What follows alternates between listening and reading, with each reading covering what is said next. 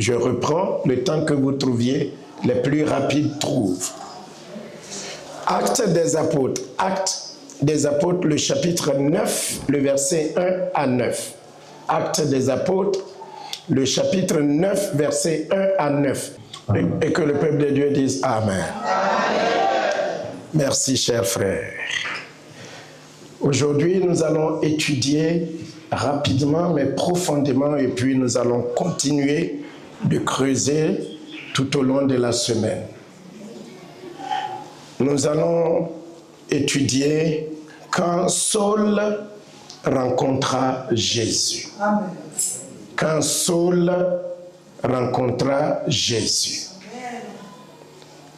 Amen. Notre désir, notre souhait, peut-être que tu vas souvent à l'église, dans un lieu de prière, ou peut-être que tu y vas de temps en temps.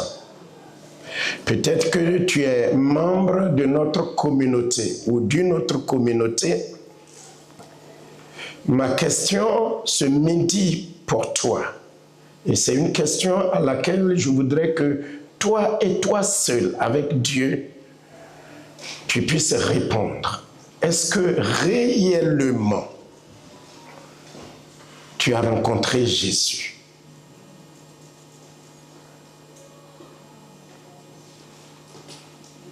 Est-ce que sincèrement tu as rencontré Jésus?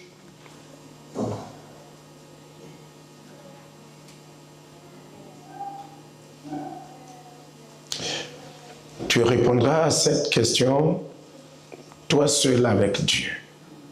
Et au moment où tu m'écoutes jusqu'à la fin, si à la fin du culte, tu n'es pas vraiment sûr que tu as rencontré Jésus, à la fin de mon message, j'inviterai, s'il y a quelqu'une ici qui n'est vraiment pas sûr d'avoir rencontré Jésus, j'aimerais lancer l'appel. C'est Dieu qui t'étend la perche pour que tu puisses dire, ah, aujourd'hui, je veux rencontrer Jésus, je veux lui donner ma vie. Parce que quand tu le rencontres, comme on a prié tout à l'heure, ta vie prend un nouveau cours. Ta vie prend une nouvelle direction. Dans ce passage que notre frère nous a lu, nous avons un homme qui s'appelle Saul. Il s'appelle comment? Saul. Merci. Je voudrais l'entendre un peu plus fort. Saul. Oui. Ce monsieur s'appelle Saul. C'est un monsieur, si vous allez dans ses écrits aux Philippiens, lui-même il se décrit. Il rend son témoignage comme notre sœur est venue rendre son témoignage de une année de plus que Dieu lui a donné.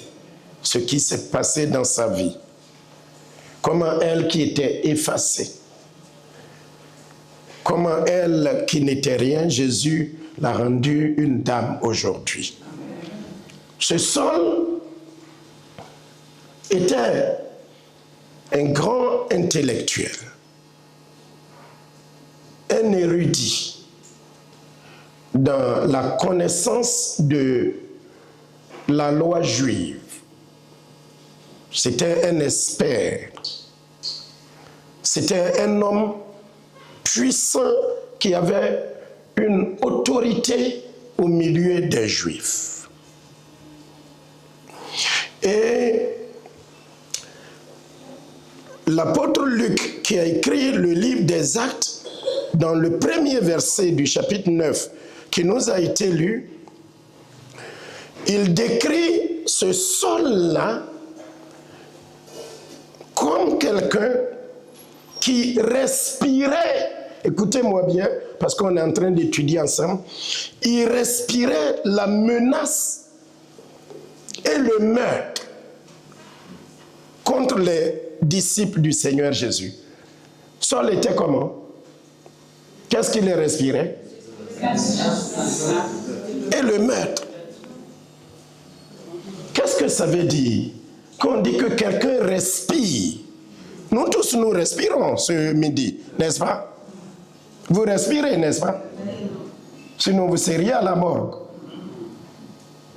Et la Bible dit, quand vous lisez la Bible, faites attention à tous les petits mots. J'ai l'habitude de vous dire, les virgules, les points d'exclamation et tout. Tous les termes utilisés, quand vous ne comprenez pas, prenez le temps de chercher. Et si vous ne comprenez pas du tout, je suis là, vous pouvez m'appeler. Mais là, Luc dit que Saul respirait quoi? Il respirait quoi? La menace et le meurtre. Alors expliquez-moi, si vous pouvez m'aider. Quand on dit que quelqu'un respire la menace et le meurtre, ça veut dire quoi? Pardon? C'est quelqu'un qui est méchant. C'est un criminel. Oui. Il ne vivait que par ça, parce que la respiration, le souffle de vie, c'est ça. Quand les gens disent, moi je ne respire que par l'argent, c'est-à-dire que c'est des gens qui sont assoiffés d'argent. Et Luc nous dit que Saul respirait quoi? La menace et le meurtre. C'est un homme dangereux.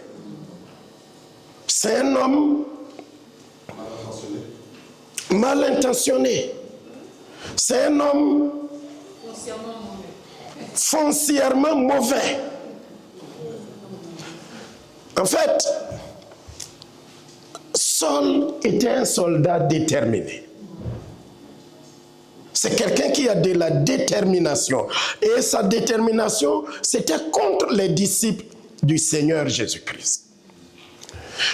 Luc continue d'expliquer que il respirait la menace et le meurtre contre les disciples du Seigneur.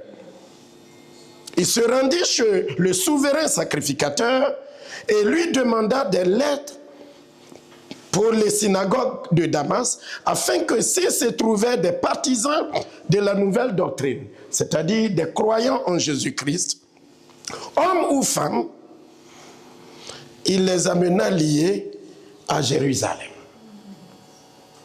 Et ce n'est pas pour aller les caresser, mais il les amenait pourquoi? Pour les tuer.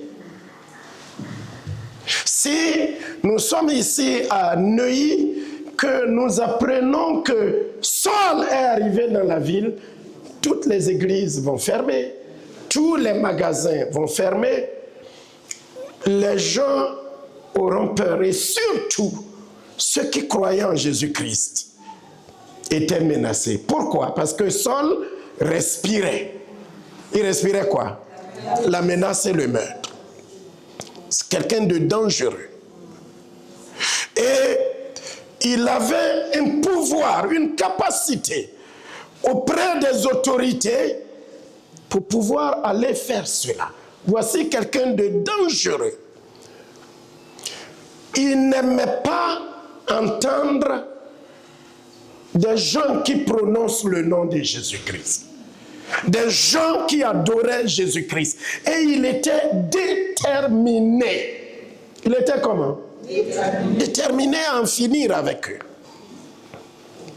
Vous voyez comment quelqu'un peut être zélé, même dans le mal. Et il était fier. C'est pour cela que ce midi, j'aimerais vous exhorter. Vous ne pouvez pas dire que vous avez rencontré Jésus et être là tout mou, sans zèle. Vous me suivez? Amen. Ce n'est pas possible. Si vous n'avez pas de zèle, ce midi, que le Seigneur vous donne du zèle. Amen. Vous ne pouvez pas être froid. Saul respirait la menace et la mort. Quand il passe dans un endroit, la mort laisse des traces. Des familles sont ravagées. Et Luc prend le soin de nous dire, il tuait homme ou femme. Voici un homme dangereux. Voici un homme méchant. Voici un homme déterminé. Il était ignorant, mais il ne savait pas qu'il était ignorant. Il était dans le judaïsme. Et pour lui, Saul, si quelqu'un n'est pas dans le judaïsme et qu'il est dans autre chose que le judaïsme, cette personne-là mérite la mort. Il ne tolérait rien. Il croyait qu'il était un défenseur de la cause de Dieu, mais il était complètement hors de la plaque. Dans cela, il était zélé. Ce matin, est-ce que vous êtes zélé? Ou bien vous êtes des chrétiens froids? Il respirait la mort. Il menaçait et il détruisait. C'était un soldat déterminé. J'aimerais, frères et sœurs, en partageant ce message avec vous, vous communiquer, infuser dans votre corps, infuser dans votre foi, infuser dans votre vie de la détermination. Peut-être que quelqu'un est venu ici découragé, abattu. Je ne sais pas ce que tu respires, mais je voudrais que Jésus te rencontre et qu'il change complètement ta respiration. Peut-être que tu respires mal, tu respires la tristesse, tu respires l'angoisse, tu respires la détresse, tu respires le désarroi. Mais quand Jésus te rencontre, quand Jésus vient dans ta vie, le cours de ta vie change. Saul était un meurtrier. Il avait déjà aidé à tuer qui, vous connaissez? Étienne. Les habits d'Étienne étaient déposés sur les épaules de Saul lorsqu'on tuait Étienne. Et ça lui a donné de l'engouement, de la force, du zèle. Il était un homme déterminé. Il était un soldat déterminé. La mort le suivait, la mort l'accompagnait. Et il avait l'aval des autorités de son époque pour tuer tous ceux qui croyaient en Jésus-Christ.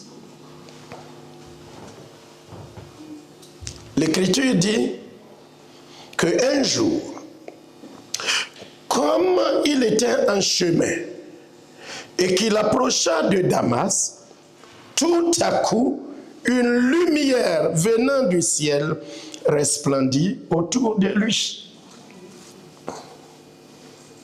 Il tomba par terre et il entendit une voix qui disait « Saul, Saul, pourquoi me persécutes-tu » Il répondit « Qui es-tu, Seigneur ?» Et le Seigneur dit « Je suis Jésus que tu persécutes. Il te serait dur de regimber contre les aiguillons. » Dites-moi Amen. Amen. Ce sol-là, qu'est-ce qu'il a respiré?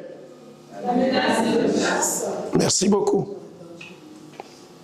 Donc il était quelqu'un de virulent, de déterminé, de meurtrier, quelqu'un de dangereux, quelqu'un que personne ne voulait croiser la route, et surtout les croyants. Et il était dans son zèle, il était dans son travail. Il le faisait avec détermination.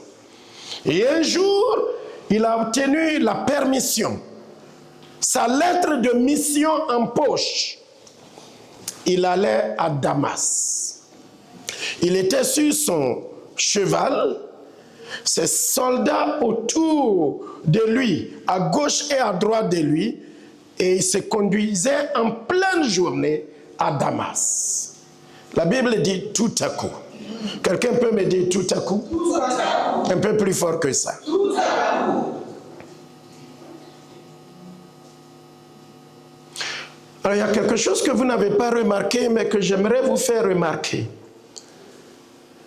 Paul ne voyageait pas la nuit, mais il voyageait en pleine journée, En pleine journée, ça veut dire qu'il y avait la lumière, n'est-ce pas? La lumière du jour était là. Il n'avait pas besoin de torches, de lumière, d'électricité, il n'avait besoin de rien, c'était en pleine journée. Il voyageait pour aller à Damas, pour aller accomplir sa mission, de tuer, de lier et de ramener tous ceux qui croyaient dans le nom de Jésus. Mais la Bible dit tout à coup, une grande lumière resplendit autour de lui. Est-ce que vous ne remarquez pas quelque chose de bizarre? Non? Qu'est-ce que vous remarquez? Il fait jour. Le soleil brille.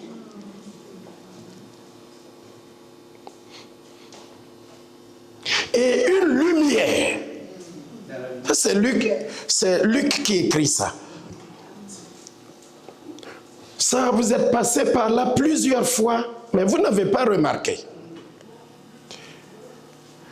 En journée, il fait jour, le soleil brille, mais il y a une lumière qui resplendit autour de lui. Mais est-ce qu'il marchait dans les ténèbres? Non. Une lumière vient du ciel. Amen. Et resplendit autour de lui. Amen. Amen. Alors essayons d'analyser ça. Ce soldat déterminé, sur son cheval, monté en hauteur, fort, robuste, armé, avec ses gardes de corps autour de lui, voit une lumière. Pour ceux qui nous suivent et qui prient tous les matins avec nous, on a des sœurs, on a des frères, on a des dirigeants qui prêchent. Est-ce que cette lumière-là, ça vous dit quelque chose? Ou bien ça vous dit rien? Oui, c'est Jésus. Oui. Jésus a dit quoi?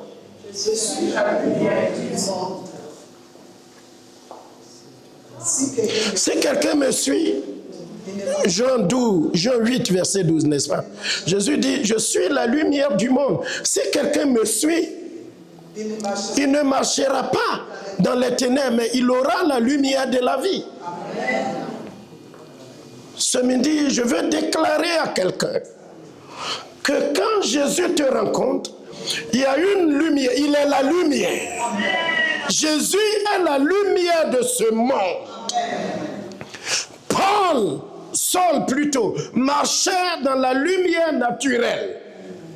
Il marchait dans la lumière du soleil. Mais il y a une lumière qui est au-dessus de toutes les lumières. Quelqu'un peut être dans la lumière du jour, dans la jeunesse de sa vie, jeunesse du travail, en allant et venant, mais peut-être que tu es dans les ténèbres. Si tu n'as pas Jésus, tu es dans les ténèbres. Tu vis dans les ténèbres. Tu marches dans les ténèbres. Jésus est la vraie et la seule lumière qui peut t'éclairer. Et cette lumière-là est une lumière qui transcende toute autre lumière. On ne peut pas dire que Saul était dans les ténèbres. Physiquement, il marchait dans la lumière. Mais il y a une lumière qui éblouit. Amen. Vous voyez des fois, quand vous êtes dans un endroit et il y a une forte lumière, cette lumière-là vous pénètre, n'est-ce pas? Oui. Et vous fermez les yeux. Parce que c'est une lumière éblouissante. Jésus est la lumière. Il est la lumière de la vie. Il est la lumière qui est venue dans le monde. S'il te rencontre, tout ce qui est ténèbres, ténèbres de péché, ténèbres de chagrin, ténèbres de domination, ténèbres de peur. Si Jésus te rencontre, si tu l'acceptes et qu'il vient dans ta vie, tes ténèbres sont dissipées. Amen. Cet après-midi, que cette lumière vienne immédiatement dans ta vie. Amen. Ouvre ton cœur, ouvre ton âme et dis, Jésus, sois ma lumière. Le psalmiste dit, l'Éternel est ma lumière. et mon salut. Alléluia. Jésus est la lumière. Mais il n'est pas une lumière naturelle. Il est une lumière surnaturelle. Il est une lumière qui éblouit. Il est une lumière qui guérit. Vous savez, aujourd'hui, on fait des opérations graves par la lumière. N'est-ce pas? On appelle ça le scanner. Ou bien opération par la lumière. La lumière est puissante. Mais il y a une lumière qui transcende toute autre lumière. Quand tu n'as pas rencontré cette lumière, tu crois que tu es fort. Tu crois que tu es forte. Tu crois que tu es élevé. Tu crois que tu es puissant. Tu crois que tu as tous les moyens du monde. Mais il y a une lumière qui transcende toute autre lumière. Cette lumière a un nom. Est-ce que quelqu'un connaît le nom de cette lumière? C'est faible, ça. Et quelqu'un va rester là, dire, je ne sens rien, je n'entends rien. Vous savez, quand une personne est morte, elle n'a plus de goût. C'est pas vrai? Une personne qui est décédée n'a plus d'appétit. Ne sent plus rien. Que Jésus soit ta lumière. Amen. Et que tu ressuscites. Amen. Et que tu ressentes que Jésus est lumière. Il vit tout à coup une lumière. Alors qu'il approchait de Damas, tout à coup une lumière venant du ciel. Ce n'est pas la lumière de ce lieu. Ce n'est pas une lumière de ce monde, mais une lumière divine. Amen. Qui resplendit autour de lui. Et le soldat déterminé, le soldat fougueux, ce soldat tueur, ce soldat destructeur, ce soldat méchant, voici qu'une lumière Alléluia. Remplit sa vie, Amen. Éblouit sa vie, Amen. Pénètre dans sa vie. Amen. Et de là où il est, qu'est-ce qui va se passer? Aidez-moi à prêcher. Merci, maman. Il tomba de son cheval. Est-ce qu'on peut tirer une leçon ici avant d'avancer? Je vais vous expliquer ce que Jésus était en train de faire. Parce que nous disions que Jésus est la lumière. Cette lumière-là a un nom. Il va l'expliquer un peu plus en bas à Saul. Ce midi, que cette lumière te pénètre. Amen. Que tu fasses cette rencontre que tu n'as jamais faite dans ta vie. Et que ta vie, ne baisse pas la tête, lève les yeux et regarde-moi les yeux dans les yeux. Que cette lumière fasse son entrée dans ta vie. Que cette lumière aille dans les coins et recoins de ta vie. Là où personne ne peut rentrer. Là où personne ne peut faire son entrée, que cette lumière aille jusqu'à là-bas. La deuxième chose que je voulais dire ici, c'est que ce soldat déterminé va devenir un soldat démantelé. Dites-moi, soldat démantelé. Il était déterminé. Il respirait la mort et le meurtre, les menaces. Et il est sur son cheval. Vous allez me dire, une simple lumière, mais une lumière puissante. Amen. Une lumière transcendantale. Amen. Oh, Jésus est puissant. Amen. Jésus est vivant. Je vous présente pas une religion, pas une église, mais je vous présente la personne de Jésus. Amen. Qui dissipe les ténèbres, qui détruit les ténèbres, qui brise les ténèbres, qui change la vie. Tu ne peux pas le rencontrer et marcher toujours dans les ténèbres. Ce n'est pas possible. Quand il rentre là, tout ce qui est ténèbres de maladie, d'angoisse, de démons, ils sont obligés de fuir. Parce que Jésus est une lumière puissante. La lumière qui donne la vie. Si quelque chose est mort en toi, que Jésus fasse son entrée. Et que la vie rentre en toi. Alléluia. La lumière va éblouir Saul. Et il tombe de son cheval par terre. Alors laissez-moi vous révéler un mystère. J'ai déjà partagé ça avec vous ici. Pourquoi cette lumière fait tomber Saul? Parce que quand vous rencontrez Jésus, il fait dans un premier temps un travail de démantèlement, un travail de destruction, un jugement. Jésus qui disait tantôt, je ne suis pas venu pour juger, il dit aussi d'autre part, je suis venu pour exercer un jugement. Juger ta vie, frapper ta vie, briser ta vie, démanteler complètement, mettre complètement. Tu ne peux pas rencontrer Jésus. Et comme nos jeunes frères et sœurs le disaient dimanche dernier, sans qu'il y ait un impact sur ta vie. Il influence ta vie de sorte que ta vie change. Amen.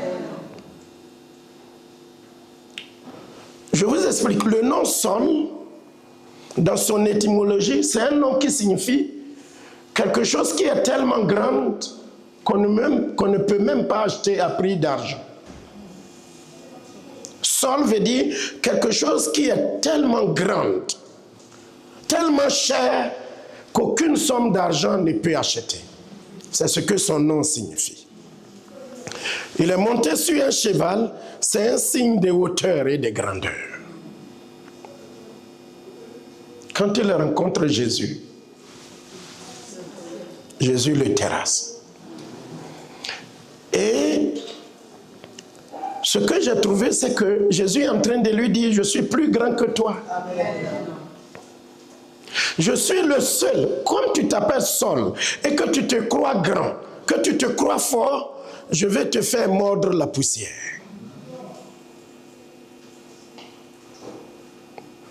Pour te faire comprendre que tu es poussière.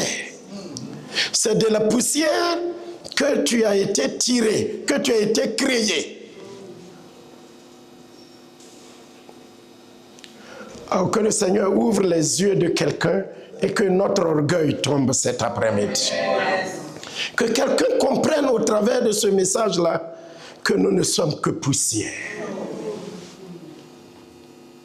Je ne suis rien, mon frère. Tu n'es rien, mon frère, ma soeur. Cette lumière-là, en faisant tomber Saul par terre, était en train de lui dire, tu es monté sur un cheval. Tu respires. La mort et la menace, tu te crois puissant, mais je veux te montrer aujourd'hui que tu n'es que poussière. Est-ce que quelqu'un comprend qu'il n'est rien? Et qu'il va arrêter de frapper sa poitrine? Moi, tu me connais? Si je dis je n'accepte pas, je n'accepte pas. C'est ma décision. Tu as une décision? Tu as un pouvoir? Aujourd'hui t'appartient? Demain t'appartient? Il suffit que cette lumière, Jésus, il lève le petit doigt. Remarquez quand vous étiez jeune, comment vous gambadiez, combien vous sautiez, combien vous faisiez des choses à longueur de journée. Mais aujourd'hui, demandez à votre corps. Nous ne sommes rien.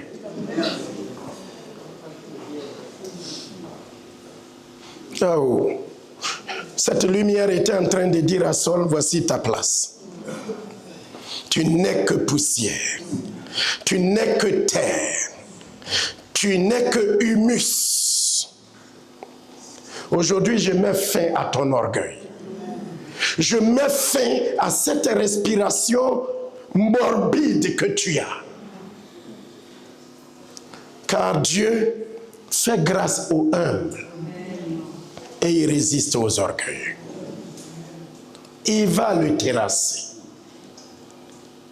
Mais il n'a pas fini. Quand il va le terrasser,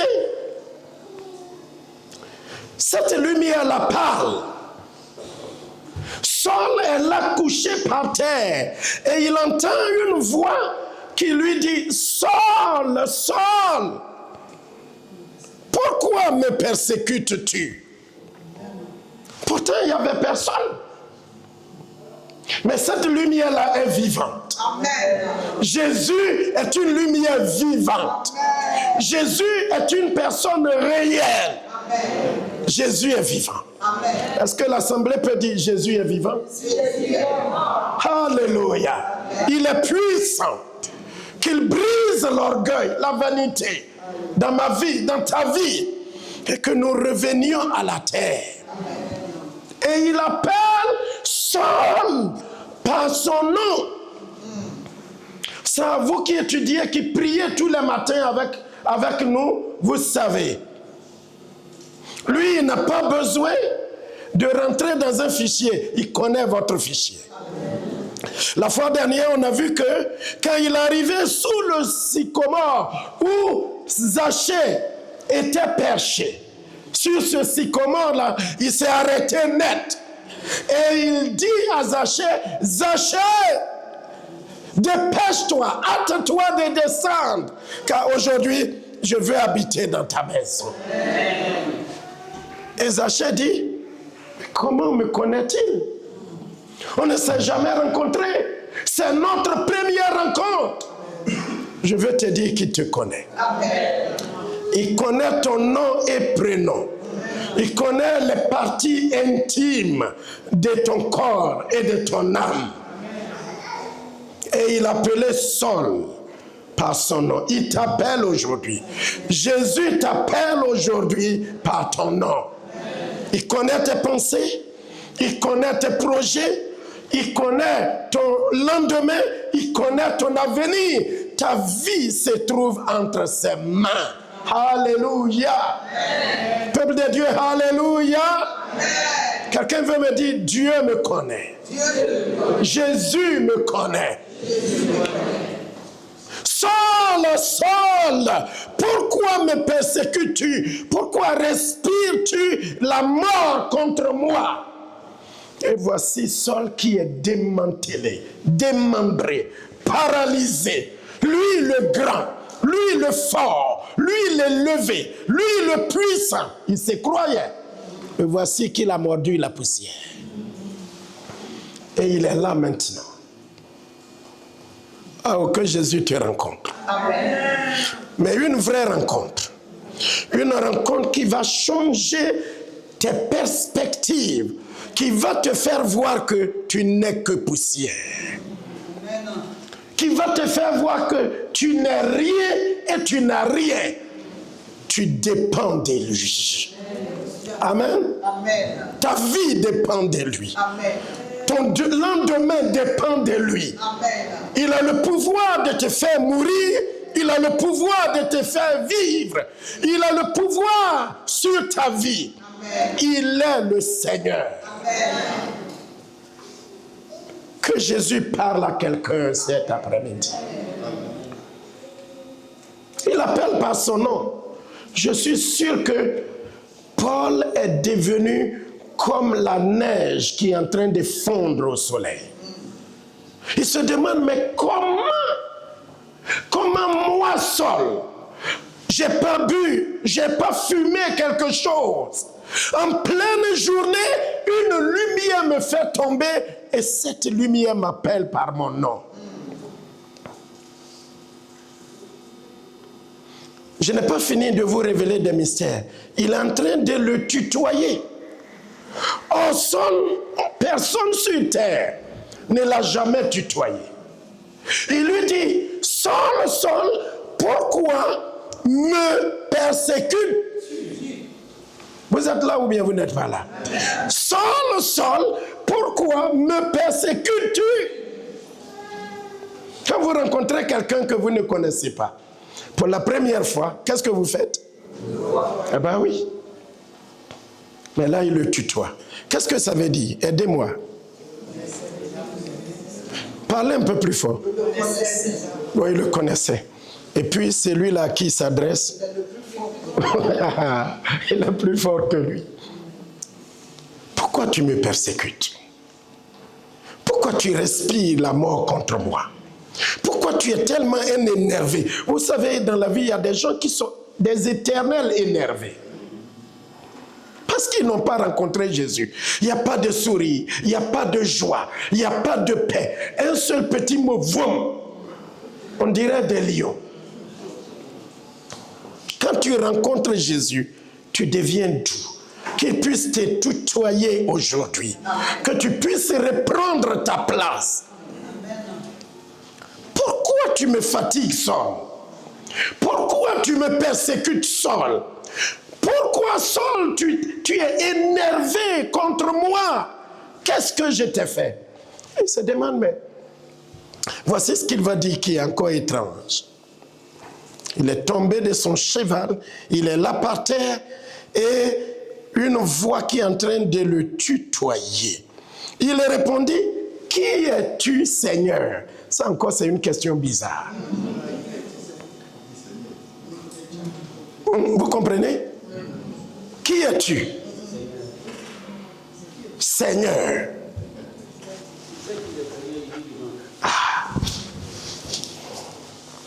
J'aimerais ce matin, avant qu'on prie, qu'il change ton nom. Il y a des gens qui ont accepté Jésus comme leur sauveur, mais Jésus n'est pas le Seigneur de leur vie. Il y a une différence, hein? Jésus peut être ton sauveur, il t'a sauvé du péché, il t'a sauvé de la malédiction, mais peut-être qu'il n'est pas encore devenu le Seigneur, le maître. Seigneur veut dire quelqu'un qui a droit de vie et de mort sur toi, à qui tu ne peux pas dire non. C'est pour cela que Pierre, dans Acte 10, la fois dernière, quand il a vu la vision du voile, et cette même voix qui lui disait « tue et mange », et à 3 reprises, il était en train de dire « non ». Quand il est revenu à lui-même, il a dit « j'ai commis une erreur grave. Je ne peux pas appeler quelqu'un Seigneur et lui dire non. » Est-ce que Jésus est le Seigneur de ta vie? Voilà le grand Saul qui se croit fort, qui se croit puissant, qui croit que quand il parle, personne ne peut plus parler, qui persécutait l'Église. Et l'Église ne dit rien, le propriétaire de l'Église, la tête de l'Église, le chef de l'Église, dont l'Église est son épouse et son corps, s'est levé. Et il lui dit, pourquoi me persécutes-tu? Et lui, il est là couché, dit, mais depuis quand est-ce que j'étais persécuté? Seigneur, pour la première fois de sa vie, Saul appelle quelqu'un Seigneur. Quel Dieu merveilleux nous avons. Est-ce qu'il est le Seigneur de ta vie? Est-ce qu'il est le maître de ta vie? Est-ce qu'il est le propriétaire de tout ce que tu as et de tout ce que tu es? J'ai lu une histoire avant-hier de quelqu'un qui disait qu'il est converti et on était en train de le baptiser. Ce monsieur était tellement radin que tout son argent était sur lui dans un portefeuille.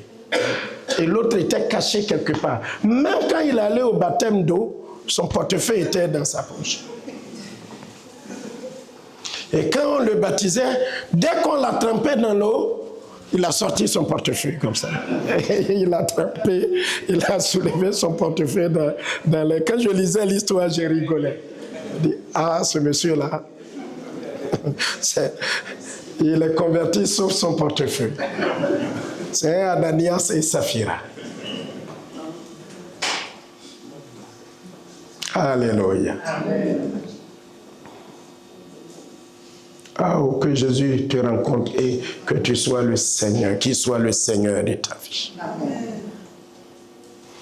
Pour la première fois de sa bouche, Saul ouvre sa bouche et il dit, qui es-tu, Seigneur? Je croyais te connaître alors que je ne t'avais pas connu. Amen. Il l'a paralysé, il l'a terrassé, il l'a réduit à son origine. Quand tu rencontres le Seigneur, tu verras que tu es tout petit. Quand tu rencontres Jésus, tu verras que tu n'es rien. Quand tu rencontres Jésus, tu ne pourras jamais frapper ta poitrine. Quand tu rencontres Jésus, tu pourras dire non à tout le monde. Mais quand on dit au nom de Jésus, ne fais pas ce que tu es en train de faire, tu peux dire, je pouvais tout refuser, mais à cause de ce nom-là, je respecte. Je veux conclure. Quand il était couché là par terre, quelque chose s'est passé dans sa vie. La Bible dit que il a entendu la voix qui lui disait, je suis Jésus. Quand tu persécutes mon église, c'est moi que tu persécutes. Là, j'ai une bonne nouvelle pour l'église. Est-ce que l'église est là? Amen. Si quelqu'un persécute l'église, il croit persécuter l'église, mais il persécute Jésus-Christ. Parce que Jésus-Christ s'identifie à tous ceux et à toutes celles qui font partie de l'église. Ce n'est pas une bonne nouvelle, ça. Amen. Si quelqu'un te persécute, il persécute Jésus-Christ. Parce que l'église est l'épouse de Jésus-Christ. J'ai l'habitude de vous dire que si vous dites, oh, je vous respecte, pasteur, je te respecte, je t'aime beaucoup. Et la personne dit, mais ta femme, je ne veux pas la voir. Je vais dire à la personne, non, non, tu ne m'aimes pas. Parce que ma femme et moi, nous sommes un. Amen. Amen. Tu m'aimes, tu aimes ma femme. Tu aimes ma femme, tu m'aimes. Nous sommes un. Ça fait 36 ans que le Seigneur nous a unis. On a pleuré ensemble. On s'est chamaillé ensemble. Dieu nous a tout donné ensemble. Nous sommes un. Tu ne peux pas m'aimer et détester ma femme. Tu ne peux pas me séparer de ma femme. Jésus dit à Saul, quand tu persécutes l'église, c'est moi que tu es en train de persécuter. Alors j'ai une bonne nouvelle pour vous.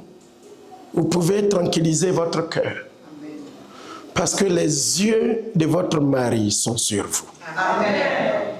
Si quelqu'un vous touche, il a touché à la prunelle des yeux de Jésus-Christ. Amen. Soyez soumis à Jésus. Amen. Soyez obéissants à Jésus.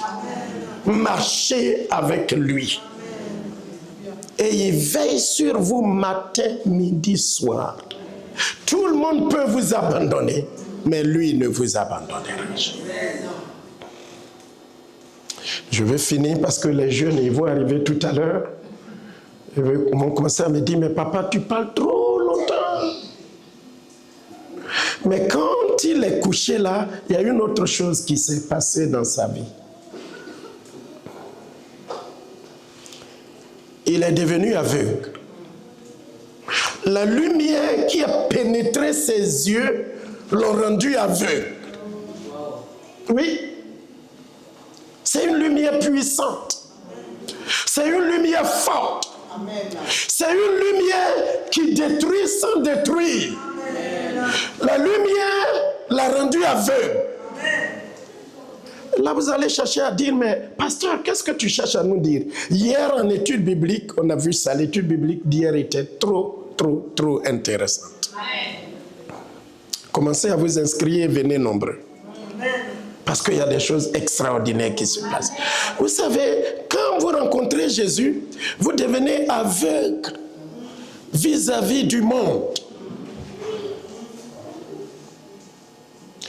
Quand vous voyez Jésus, il ferme vos yeux sur le monde. Votre perspective, votre façon de voir, votre conception de l'argent, du temps, des femmes, des hommes de ce monde, vos causeries, là où vous alliez autrefois et vous vous plaisez, ces endroits ne vous plaisent plus parce que vous devenez aveugle vis-à-vis du monde. Les choses qui vous plaisaient autrefois ne vous plaisent plus. Voici ce que Jésus fait. Amen. Même vos amitiés, vous commencez à supprimer quelques amitiés parce que ça ne vous intéresse plus. Avant, vous pouvez vous asseoir des heures et des heures. Vous voyez cette femme-là, vous voyez comment elle est, vous voyez comment elles sont derrière, vous voyez comment elle est ceci, vous voyez comment elle est dessinée. Vous voyez... Tout ça là dit non, ça c'est... Paul dit, les choses qui étaient pour moi comme un gain. Maintenant, à cause de l'excellence de la connaissance du Seigneur Jésus, j'ai considéré toutes ces choses-là comme quoi? De la boue et de la pourriture. Et maintenant, mon but est de le connaître. Lui et la puissance de sa résurrection. Est-ce que j'ai des aveugles ici? Oui. Aveugles vis-à-vis du monde. Le monde ne m'intéresse plus. Les plaisirs du monde ne m'intéressent plus. Les choses du monde ne m'intéressent plus. Mais ses yeux spirituels étaient ouverts. Il ferme vos yeux sur le monde et ses convoitises. Et il ouvre vos yeux spirituels pour dire, ah, il n'y a pas quelqu'un ici qui s'est converti et il dit, ah, si j'avais vu ça avant. Pourquoi j'ai perdu tellement de temps avant de venir? Oh, sweet Jesus. Jésus est tout. Amen. Il est devenu aveugle pendant 3 jours. Jésus lui a coupé même l'appétit. Quelle lumière merveilleuse. Pendant 3 jours et 3 nuits, il ne mangeait pas et il ne buvait pas. Et on l'a attrapé par la main. Saul. Saul le grand, assis sur son cheval, ses épaules, sa poitrine bombée, qu'on attrape par la main. Quand vous le rencontrez, vous vous asseyez à ses pieds pour qu'on vous guide, Amen. Pour qu'on vous instruise, pour qu'on vous enseigne. Vous devenez ses enfants. Je vais m'arrêter là, parce qu'ils arrivent. Amen. Amen. Je vais m'arrêter là. Alléluia. Il a été transformé. Il est devenu quelqu'un de nouveau. Il est devenu un soldat démantelé. Il est devenu un soldat sans défense. Dieu nous laissera souvent sans défense pour que nous voyions qu'il est notre défenseur et notre espoir. Reste assis parce qu'on s'est tenu debout pendant longtemps, mais dis quelque chose. Avant qu'on se sépare, Seigneur, rencontre-moi. Démantèle complètement ma vie et donne-moi une vie nouvelle. Ferme mes yeux sur le monde et ouvre les yeux de mon cœur sur un monde nouveau. Il a changé le nom de Saul. Plus tard, Saul ne s'appelait plus Saul, mais il s'est appelé Paul. Qui veut dire petit. Est-ce que nous pouvons prier ensemble? Reste assis, ferme les yeux et dis quelque chose. Prions ensemble.